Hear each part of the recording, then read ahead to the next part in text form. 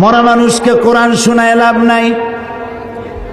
আল্লাহর নবী বলেছেন, মুমূর্ষ ব্যক্তির কাছে বসে কেউ যদি সূরা ইয়াসিন তেলাওয়াত করে তাহলে আল্লাহ রাব্বুল আলামিন মুমূর্ষ ব্যক্তির মৃত্যুর আযাবকে কমাইয়া দিবে। তো যখন মরতে পড়ছিল সেই সময় পড়েন নাই, ছেলেটারে কোরআন শিখান নাই, মেয়েটারে কোরআন শিখান নাই, বউতেও জানেন না, নিজেও জানেন না, মরে গেছেন।